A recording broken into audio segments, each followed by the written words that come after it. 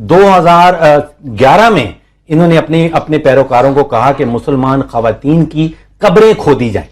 ये पब्लिकली कह रहे थे। आप सोचिए कि इस किस्म का आदमी अब वजीर आला बन गया। 2014 में इन्होंने कहा कि अगर एक हिंदू लड़की किसी मुसलमान से शादी करेगी तो हम 100 मुसलमान लड़कियों की जबरदस्ती हिंदुओं से शादी कराएंगे। फिर कहा कि अगर आप एक हिंदू को मारोगे तो हम 100 मुसलमानों का कत्लेआम करेंगे। और 2015 में इनका, अब ये 2017 में इलेक्शन जीत गए, 2015 में इन्होंने कहा कि भी अगर आप योगा नहीं करना चाहते तो आप भारत को छोड़ के चले जाओ। नमस्कार दोस्तों, हमारी चैनल में आपका स्वागत है।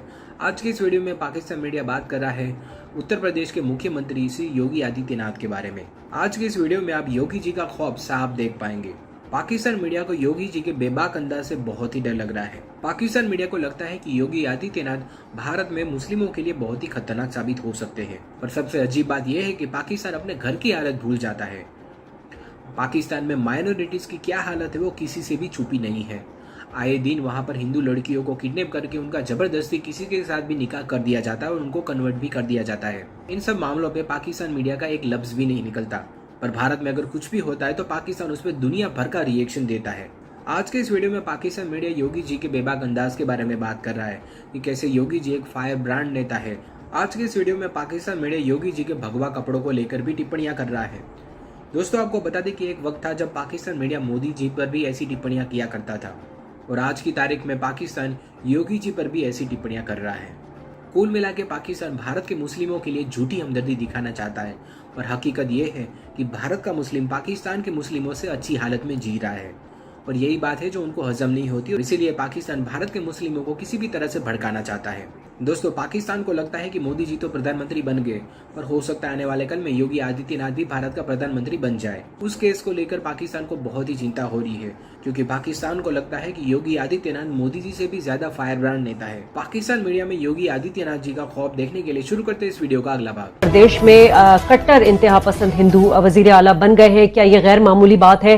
डॉक्टर साहब, सब कीर योगी आदित्य ये कौन है और जो सेकुलर तबका है उसको इससे खतरा किस तरह से है? देखिए शाजिया, पहली बात तो ये है कि उत्तर प्रदेश इतनी बड़ी स्टेट है इंडिया की, 22 करोड़ से जायद लोग वहां रहते हैं। पूरे पाकिस्तान को मिला के आबादी वहां पे ज्यादा है उत्तर प्रदेश में, और कोई 19 से 20% आबादी कहा जाता है। बड़ा शहर मुसलमान, लखनऊ इज लखनऊ।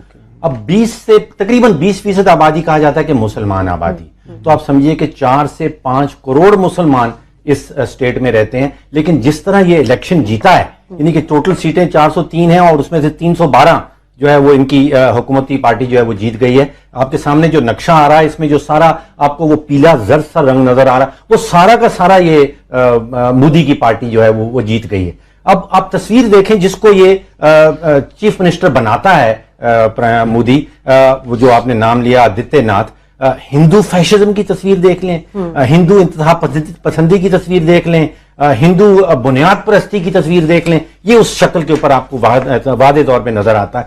ये वो आपको याद है खावर साहब, घर वापसी इनका एक नारा था, और फोर्स कन्वर्जन पहले इन्होंने ईसाइयों की शुरू की। 2005 में इन्हीं की पार्टी ने ईसाइयों को कन्वर्ट करना शुरू किया कि जी आप हिंदू वापस बने, और 2007 में फिर मुसलमानों के मजार जो हैं लखनऊ में और उत्तर प्रदेश के बाकी इलाकों में जलाने शुरू किए, फिर मसाजिद को जलाना शुरू किया। 2011 में इन्होंने अपने पैरोकारों को कहा कि मुसलमान खवातीन की कब्रें खोदी जाएं।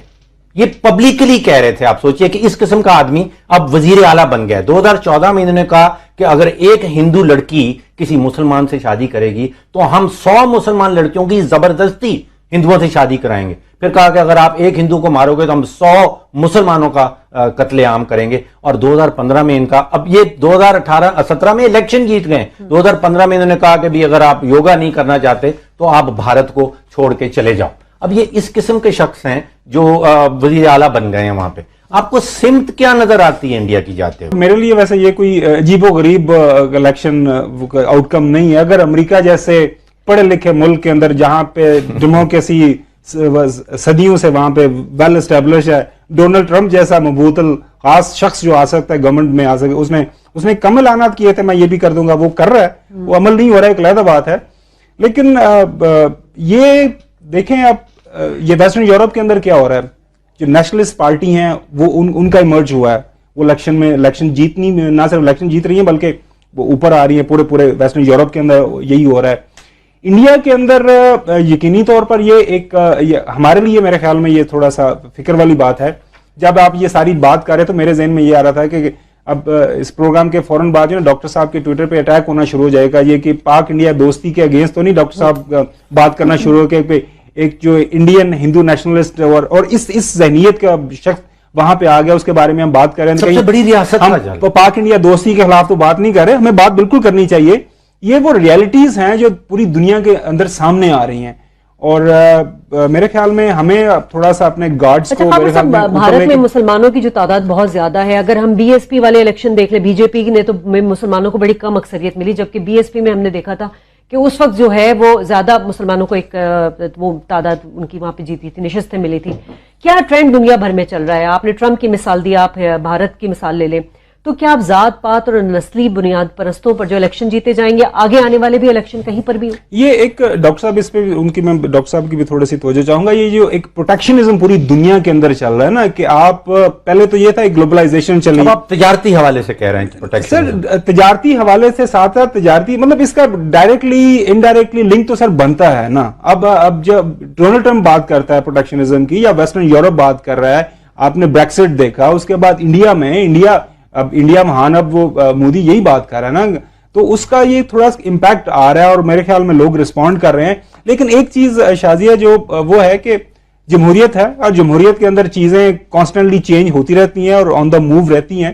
इलेक्शन है, तो हिटलर भी तो जमहूरियत के जोर पे जीत के आया था। नहीं, वो तो भी इलेक्शन लड़के आया था, नहीं एक से ज्यादा उसका अंजाम तो फिर सारी दुनिया ने देखा ना, जिस तरह का इलेक्शन उसने मैनिपुलेट किया। अब इस यहाँ पे प्रोपेगेंडा वार चली, जिस तरह का मीडिया उन्होंने इस्तेमाल किया, एंटी पाकिस्तान स्लोगनियरिंग हुई, पाकिस्तान के खिलाफ जो बयानबाजी हुई कि पाकिस्तान को बिल्कुल हम बंजर बना देंगे, एक कतरा पानी का नहीं जाने देंगे, तो वो तो सारे के सारी बातें हुई और सबके सामने सुनी। अच्छा, एक चीज और देखिए कि ये आदित्यनाथ को जो उन्होंने बनाया है वजीर आला, ये इलेक्शन से पहले इसका नाम अनाउंस नहीं किया गया था।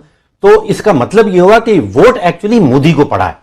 मोदी ने इलेक्शन के बाद इसका नाम नॉमिनेट किया है और इसको लेकर, और ये बड़ा खतरनाक नारे लग रहे हैं। दिल्ली में मोदी है और यूपी में योगी है, वहां अब ये नारे लग रहे हैं। डॉक्टर साहब देखिए, तो 2019 के इलेक्शन में खबर साहब क्या होगा? मुझे दोबारा से मोदी के जीतने के चांसेस। मुझे याद है कि जब बीजेपी फर्स्ट टाइम गवर्नमेंट में आई थी तो उस टाइम शाइनिंग इंडिया का उस टाइम स्लोगन उन्होंने दिया था, तो वो उनको ये थोड़ा सा गलतफहमी हो गई थी, हम इंडिया के अंदर बहुत तरक्की ले आए, तो 6-8 महीने अर्ली इलेक्शन में चले गए। ये शायद 2001-2 की बात है।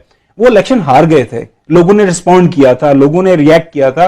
अब यहां पे भी देखना यह है, क्योंकि मोदी का बेशक एक नेशनलिज्म की जिस तरह वेव तो मैंने कहा पूरी दुनिया के अंदर चल रही है, अब देखना यह है कि वो कितने % जो इंडियन पॉपुलेशन है उसको पॉवर्टी से निकाल पाते हैं या नहीं पाते।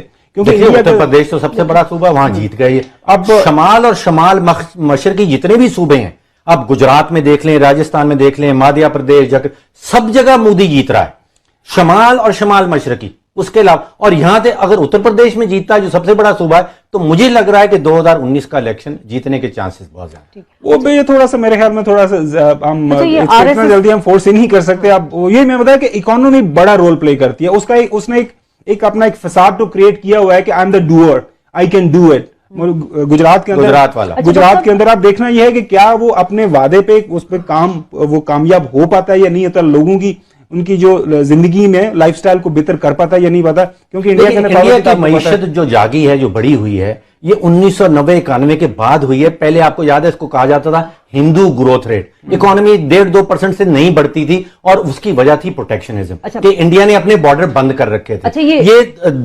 1991-92 के बाद जब बॉर्डर खोले हैं और पूरी दुनिया से इसने तजारत शुरू की है, वो इसका राज रहा है। तो ये प्रोटेक्शन जो माशी प्रोटेक्शन में ये नहीं जा सकता। अच्छा, नेशनलिज्म में जरूर जाएगा। ठीक है, आरएसएस का हामी मुतनाज़ा बयानात, नस्ली फसादात, ये सारी चीजों को लेके यही कार्ड खेला गया इस बार भी इस इलेक्शन में।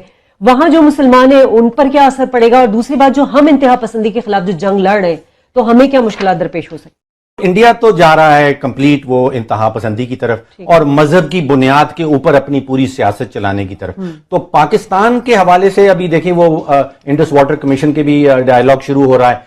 तो मुझे इन सारे डायलॉग का नतीजा कुछ मस्बत नजर नहीं आता।